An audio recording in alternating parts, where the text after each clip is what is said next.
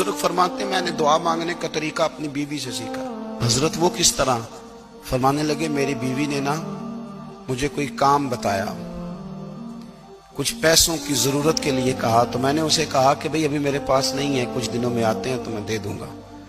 عورتوں کی عادت ہوتی ہے وہ بار بار یاد کراتی ہیں۔ 2-4 دنوں کے بعد پھر اس نے کہا حضرت وہ میں نے کہا تھا کچھ پیسے، میں نے اسے کہا کہ ابھی میرے پاس نہیں ہے، کچھ دنوں میں ملتے ہیں تو میں تمہیں دے دوں گا۔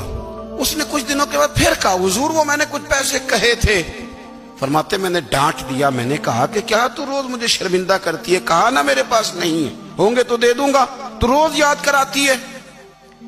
فرماتے ہیں اس نے پہلے تو میری ڈانٹ کو سہا، پھر میرے سخت جملوں نے اس کی آنکھوں میں آنسو پیدا کر دیے، پھر اس نے اپنے آنچل میں اپنے اس دکھ کو سمیٹا، اور پھر اس نے ایک جملہ کہا تو میں رو پڑا، اور مجھے اپنے رب سے مانگنے کا طریقہ آ گیا۔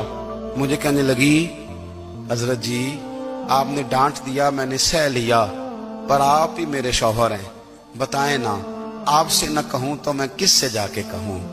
فرماتے ہیں میں رو پڑا، اور میں کھل کے رویا، اور میں تڑپ کے رویا، اور پھر میری سسکیاں بند گئیں۔ تو مجھے کہنے لگی آپ کو کیا ہوا؟ میں نے کہا مجھے بھی دعا مانگنی آ گئی ہے۔ جب میں اسے کہوں گا نا اللہ تو ہی میرا رب ہے، میں تجھ سے نہ کہوں تو میں کس سے جا کے کہوں؟ میں کیوں کسی بندے سے سوال کروں؟ میں کیوں کسی دنیا دار سے کہوں؟ میں تیرے بندوں کا، نیک بندوں کا وسیلہ لے کے، تیرے محبوب کی غلامی لے کے تیری بارگاہ میں آیا، تجھ سے نہ مانگوں تو کس سے مانگوں؟ سمجھ آ گئی ہے؟